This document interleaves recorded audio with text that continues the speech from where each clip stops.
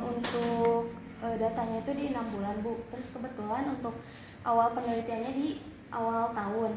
Jadi data yang diambil itu pada bulan Juli, Agustus, September, Oktober, November, dan Desember. Ya, apakah itu cukup mewakili ketika Anda berbicara tentang produktivitas UMKM tahunan? Itu aja sih. Kalau mewakili mah ya enggak, gitu nggak apa-apa. Dilihat dari targetnya yang tidak terpenuhi, mewakili Bu. Mewakili apa? Gimana ya? Berarti ini teh apa sih? Tas kan? Tas. Lebaran tanggal berapa? Lebaran bulan apa? Lebaran bulan April kemarin. Berarti kan nggak masuk ya sebetulnya kan. Nah, Anda kan ya syukur-syukur kalau ada gini aja deh. Dari 6 bulan ini permintaan yang paling tinggi di mana? Di bulan Juli, terus di bulan Desember. Iya kan, tahun baru kan. Nah, bulan Juli, Natal dan tahun baru itu pasti banyak. Nah, ketika Lebaran ada pun itu pasti permintaan akan banyak. Cuma kan karena di sini nggak rekap kan karena Lebarannya ada di bulan April. Saya katakan, apakah cukup 6 bulan ini dipakai untuk mewakili kondisi produktivitas tahunan UMKM? Kalau Anda bilang cukup, alasannya apa?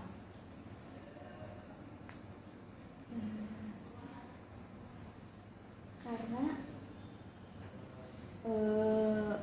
untuk awalnya kan data yang minimalnya itu 6 bulan Bu. Jadi data minimal 6 bulan maksudnya? Data yang diperlukan untuk penghitungan itu 6 bulan.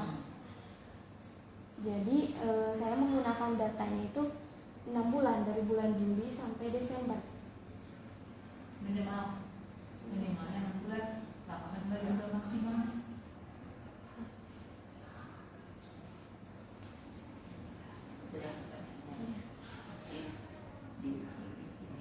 Terus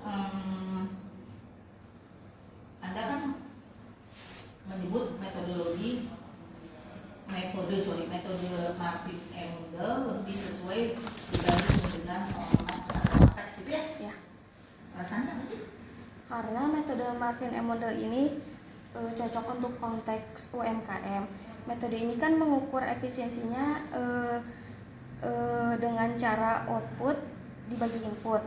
Keunggulannya itu bisa dilihat dari parsial. Parsial ini dari efisiensi per input, jadi tenaga kerjanya dilihat, input-input yang digunakannya bisa diketahui. Kemudian untuk ada juga bisa dilihat juga gambaran keseluruhannya yaitu total. Sehingga dibanding APC dan OMAX itu akan butuh data yang lebih kompleks juga. Maka model ini menurut saya lebih relatif simpel dan hasilnya itu cocok untuk UMKM. UMKM itu kan dibagi ada 3 ya. Ada UMKM itu usaha, mikro, kecil, dan menengah. Nah, kamu ini ada di berdirinya ada di UMKM mana? Mikro, kecil atau menengah? Yang kecil. Yang kecil. Ya. Jadi lebih diperjelas lagi bahwa UMKM itu ada apa lagi? PT apa? UMKM kalau di perusahaannya PT apa? UMKM Exeget. Nah, misalkan UMKM Exeget ini tergolong kepada UMKM kecil, ya. Kalau UMKM bukan kecil. Kalau kecil mah berarti apa sih? Kamu ini mikro, menengah, atau kecil? Mikro berarti. Mikro kan? ya mikro. Kalau kecil mah berarti kelas hotel, gitu kan, kelas restoran yang besar.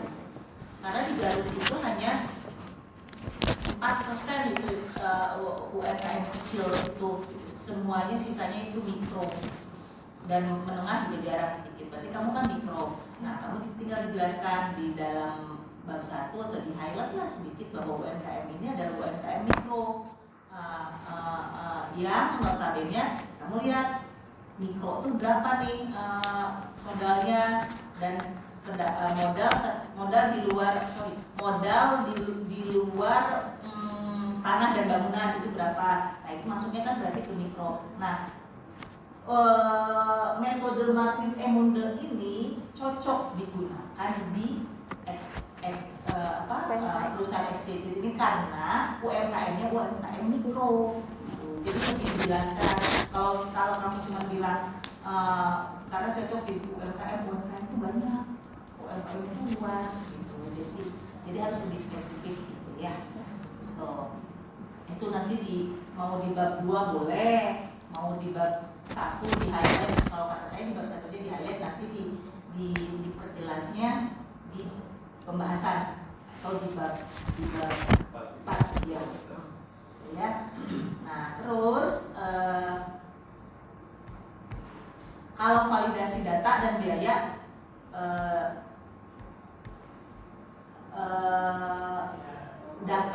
Anda mendapatkan data itu dari wawancara atau dari estimasi atau ada datanya? Ada datanya. Dikasih dari perusahaan. Pasti akurat berarti ya kalau ada itu ya. Ya, tapi ada beberapa yang kayak kalau misalnya pemeliharaan mesin karena memang mereka juga nggak punya jadwal pemeliharaan mesin, jadi itu tuh sesuai kalau rusak baru diperbaiki gitu. Itu ada yang beberapa datanya yang memang wawancara juga itu. Kalau kualitatif Kuantitatif. Berarti kalau ada wawancaranya mah atau kudu nama. Gitu kan Pak? Harusnya kalau misalkan ada yang diwawancara berarti kamu ya method. Kalau memang kuantitatif kamu kejar-kejarnya nyari di situ aja. Berarti kalau di lomba lagi apa berikut ya, kamu dipastikan aja bahwa kamu mendapatkan data yang mesin itu berdasarkan kuantitatif. Tapi kebanyakannya data dari perusahaan dikasih langsung datanya gitu, Bu. Terus yang dipakai wawancara itu apa? Ada data mesin.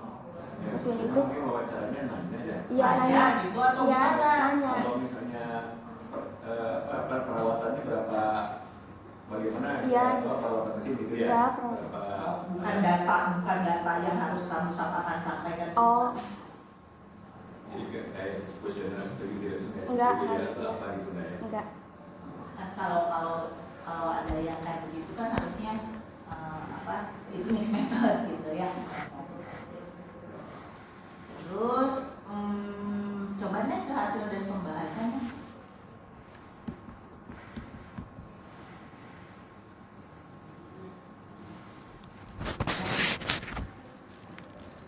Kan di dalam hasil dan pembahasan itu gimana? Ini. Ya, hasilnya itu berupa indeks produktivitas parsial dan juga total.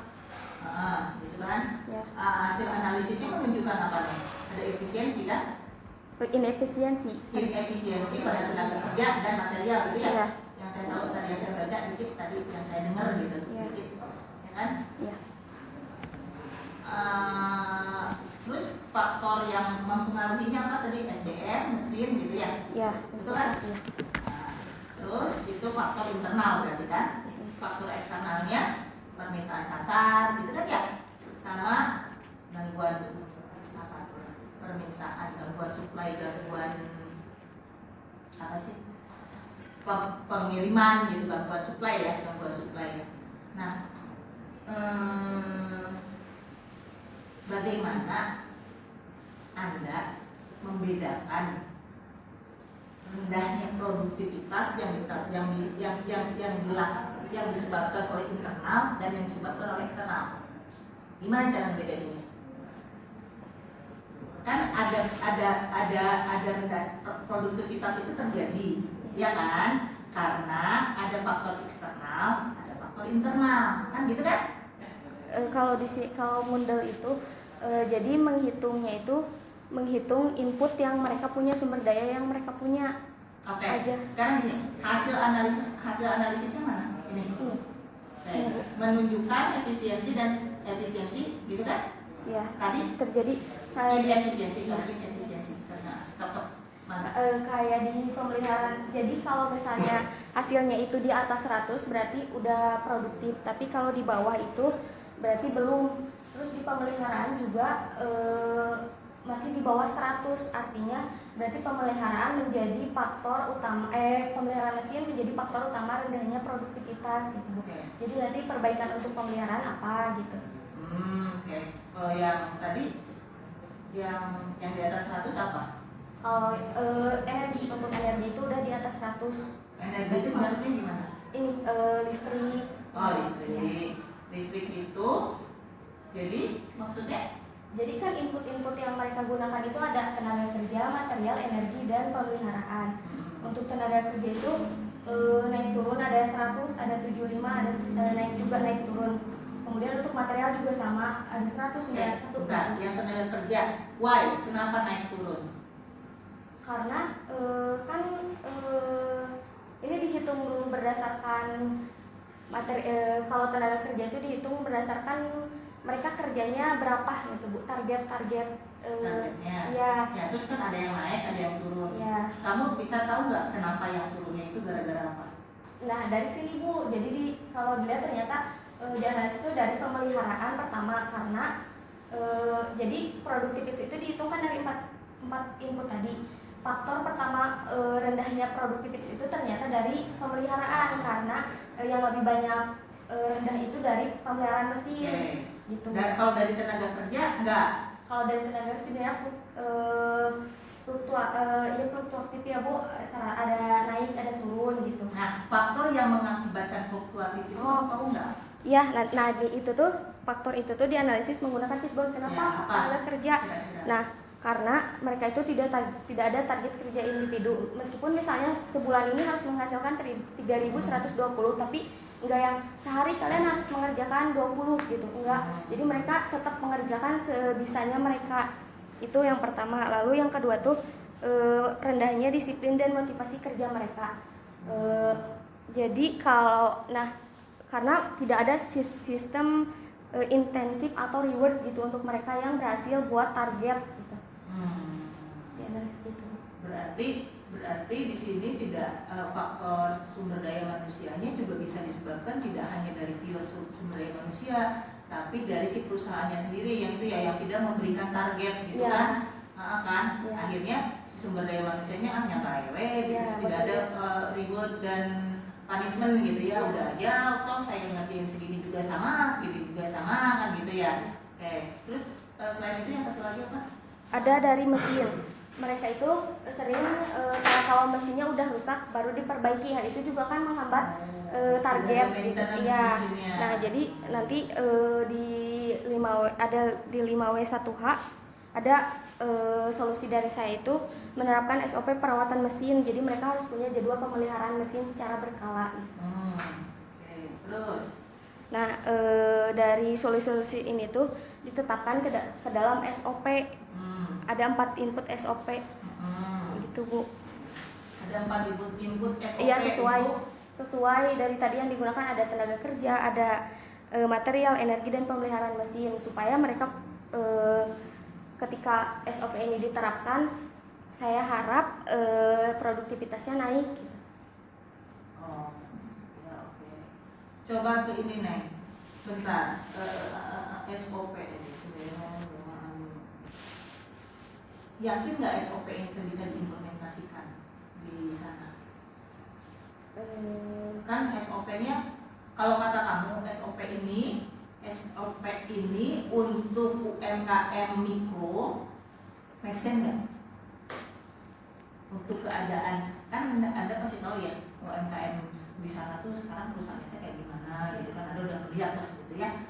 Ini kayaknya kalau SOP ini dimasukin, kira-kira masuk akal nggak, bakal bisa terimplementasi dengan baik? Kalau misalkan bisa ya syukur, kalau nggak bisa ya buat apa gitu kamu membuat ini? Bisa nggak kira-kira? Coba dibacain SOP-nya. Tapi simpel-simpelnya aja nih, nggak usah. Kalau untuk tenaga kerja itu menerapkan dulu targetnya. Misalnya sehari satu orang pekerja harus menerapkan berapa, terus dicatat di per hari, dicatat di buku target produksi. Kemudian nantinya ketika orang-orang yang memenuhi target itu diberi insentif gitu, reward. Ya. Mungkin nggak? Mungkin. Karena itu simpel. Ya. Cuman ketika berbicara reward nggak tahu berapa kemampuan Iya. perusahaan ya kan ya. Terus apakah ketika diberikan rewardnya misalkan sekian X rupiah, tidak tahu apakah si karyawannya menerima atau tidak, berarti kan belum ya, namanya juga usulan ya. Nah, terus yang kedua, Untuk material itu karena sering terjadi salah pemotongan pola, maka harus dicek dulu pola sebelum dijahit. Jadi kan sebelum melakukan pengecekan pola sebelum pemotongan. Kemudian selama ini yang ngerjain yang bikin pola siapa? ada bagian pola. Ada. Ada. Lalu ketika mau masuk ke orang produksi untuk membuat tas, sama si orang produksinya nggak dicek dulu gitu polanya sesuai atau tidak. Kalau udah dipotong kan udah oh iya udah nggak bisa gitu. Jadi itu human error dong. Ya. Nah si orangnya nggak bisa, saya tidak memeriksa pola gitu kan ya. Padahal polanya yang salah apa orangnya yang salah? Maksudnya ini polanya udah benar, yang salah yang ngegunting kain. Iya, yang gunting. Berarti humannya yang salah, yang di bagian produksinya yang salah. Orang polanya nggak salah, atau polanya yang terlalu ribet gitu. Enggak. Kalau karena saya menganalisa untuk satu tas, untuk pola yang saya gunakan cukup tidak terlalu ribet gitu. Lihat nggak? Boleh lihat nggak? Oh. Ada fotonya nggak? Kalau untuk satu foto gitu nggak ada, nggak dipoto langsung Bu. Di deskripsi kamu ada nggak? Tapi kalau misalnya fotonya banyak ini, Nggak, detailnya ini loh yang dibikin. nggak Ini dipoto, loh. Nggak di deskripsi kamu juga nggak ada. nggak dipoto. Nggak di deskripsi kamu juga nggak ada. Iya. Nah nanti kan kamu kan bilang cuma satu yang saya analisis, ya kan? Iya. Nah harusnya foto tas itu ada. Oh, iya. Jadi sakumaha riweuh atuh nepikeun kasalahan ngagunting pola teh emang ribet kan gitu. Emang tasnya kayak gimana? Kalau tasnya tote bag doang kayak begitu kan harusnya nggak ada human error yang ada di apa namanya di orang produksi gitu kan. Orang tasnya cuma tote bag doang gitu. Kecuali memang tasnya jeliban, oh berarti ini harus ada perubahan desain. Kenapa? Karena kan terlalu ribet gitu kan di dalam produksi. Karena apa? Karena si UMKM ini belum bisa untuk membuat tas seribet ini. Saya pernah datang ini di Sukaregang. Dekat Sukaregang. Ya, saya pernah datang ke salah satu pengrajin di Sukaregang. Saya tanya, bisa nggak bikinin tas ini? Nggak bisa Bu, ini terlalu ribet. Jadi kalau misalkan pengen kayak gini gimana? Saya kirim dulu ke luar Jawa. Jadi ada memang produk-produk yang memang tidak bisa, bukan karena tidak mampu, tapi alatnya memang tidak memenuhi. Gitu. Nah itu kan harus dilihat nih produknya kayak gimana katanya. Jadi intinya satu, ini dari tadi ya Pak ya, foto nggak ada semuanya. dari yang sidang pertama itu nggak pernah memperlihatkan fotonya kamu yang seperti apa, produk kamu yang kamu teliti itu seperti apa. Ya, jadi harus ada foto satu jelas. Kalau banyak kayak gini, emang kamu menganalisis semua enggak kan? Ya, satu kan yang kamu analisis ya berarti intinya harus ada foto yang tas yang mana yang kamu teliti di sini sehingga kamu bilang bahwa ini salah potong, salah pola dan sebagainya. Oke, balik lagi ke yang tadi.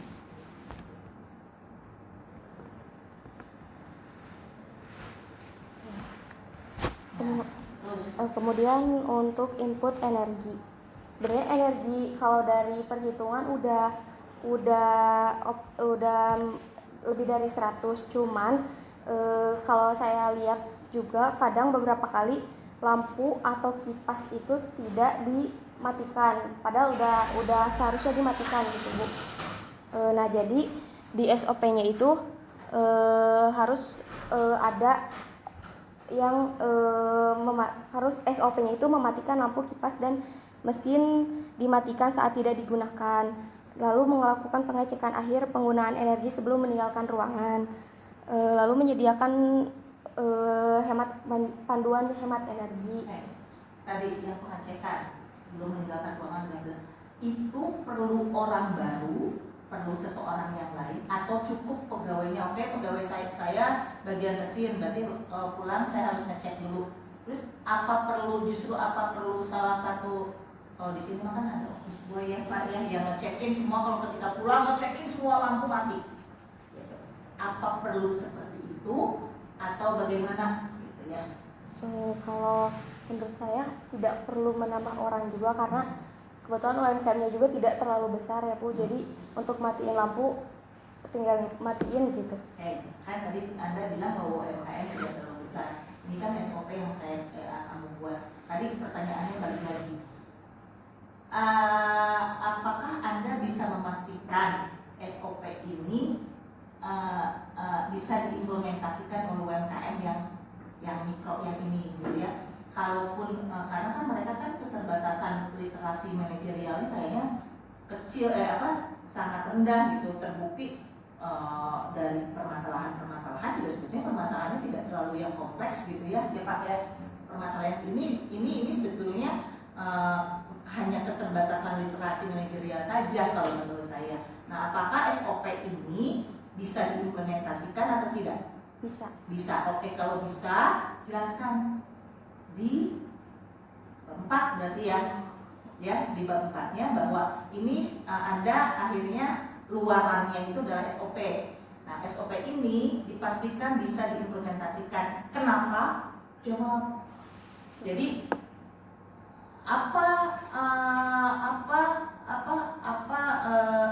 buktinya ketika kamu bilang SOP ini bisa diimplementasikan? Kan bisa kan, pasti Anda sudah melihat bagaimana latar belakang perusahaannya, lalu SOP Anda juga saya kelihatan juga tidak begitu ribet untuk diimplementasikan, ya Anda jelaskan kenapa ya. Mungkin itu nanti di bab 4 harus ada pernyataan itu supaya orang udah pokoknya ya SOP-nya gitu. Kayak kalau Pak Yusuf ya gitu bisa diimplementasikan gitu kan. Saya juga sekarang tanya ya itu bisa diimplementasikan, kalau dia kumaha jelaskan ya. Itu tadi Pak. Nah, cukup jelas ya apa yang disampaikan sama Bu. Saya ingin menambahkan aja indikator keberhasilan nanti harus ditambahkan juga ya. Jadi disebut berhasil itu kalau gimana? Iya. Itu jadi skala ukurannya jelas. Misalnya sebelumnya produksi berapa, sekarang jadi berapa, itu disebut berhasil. Sebelumnya penggunaan energi berapa, sekarang jadi berapa, jadi berhasil. Sebelumnya kesalahan berapa, sekarang jadi berapa, itu harus berhasil. Jadi di how-nya itu ukurannya jelas, KPI-nya jelas. Ya, ditambahkan itu aja. Itu aja. Jadi gitu ya, Bapak masih juga di sana kota produk. Iya. Wajib. Tadi apa yang sudah disusulkan sama Ibu Rina dan Pak Wahyu kalau diperhatikan, ya untuk perbaikannya nanti silakan. Baik, sekian presentasi dari saya. Mohon maaf apabila ada kesalahan atau kekurangan. Wassalamualaikum warahmatullahi wabarakatuh.